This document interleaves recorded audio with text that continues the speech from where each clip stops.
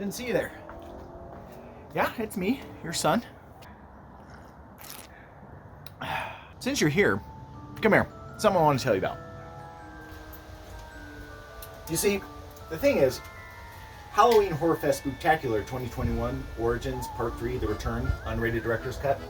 Yeah, it's starting week 4 today. And today's Friday. That means it's our 4th Found Footage Friday. There's this movie I've been wanting to talk about for a while now, never really had the opportunity to do it, and so I figured, hey, why not today? What's up, Gary? Battery-operated pirate skull. You have no idea how much cardio I have to do. It's ridiculous. There's that whole thing of making it look like you're walking, and everybody else is running their asses off. Behind the Mask, The Rise of Leslie Vernon is a 2006 horror mockumentary directed by Scott Glosserman, written by Glosserman and David Steve? I'm not going to pretend I know how to pronounce his name, but he helped write it. The movie is presented as a documentary by a group of film journalists set to document the rise of an up-and-coming serial killer, the titular Leslie Vernon. Within the world of this film, slasher villains such as your Freddy's Krueger and Jason's Voorhees are not fictional pop culture figures, but instead are monolithic and infamous historical serial murderers who are elevated to a kind of cult status, inspiring others to create their own slasher persona with the hopes of having their names committed to the horror canon.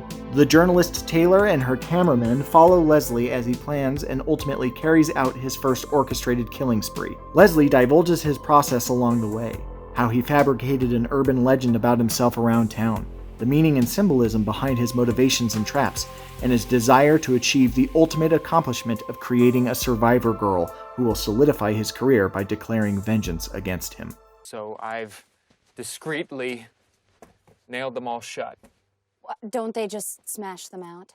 You'd think so. But you'd be surprised. No. Behind the Mask is a delightfully cheeky romp through pitch black territory. It plays it 100% straight, but without ever taking itself too seriously.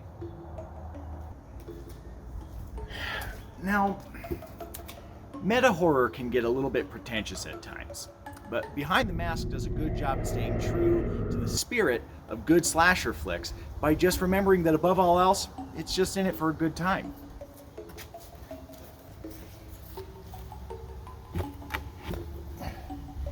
The story's clever without ever being too cerebral, with enough twists and turns to keep it satisfying, but never really gets groan-worthy.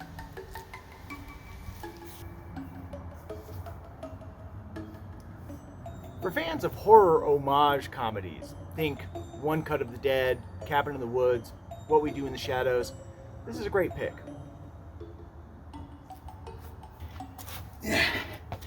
And while Behind the Mask is, of course, a black comedy mockumentary, it does a good job as a standalone slasher film in its own right.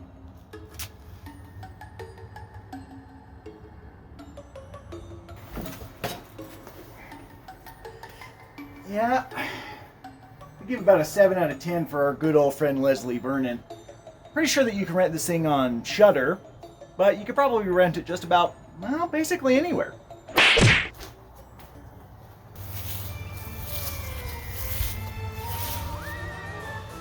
Well, Mom, that about does it for Found Footage Friday. We've only got one of these left, and trust me, I saved the best for last. But do be sure to come back tomorrow for Saturday's sequel. I'm going to pick a movie that, well, you've probably already seen because it's a bona fide classic. And if you would like to follow along with this year's Halloween Horrorfest Spooktacular list, you can click the link below to go to my Letterboxd. And why don't you click like and subscribe so that you can be notified when the next video comes out. It's coming out tomorrow, but, you know, just in case. Let's scare the shit out of some kids.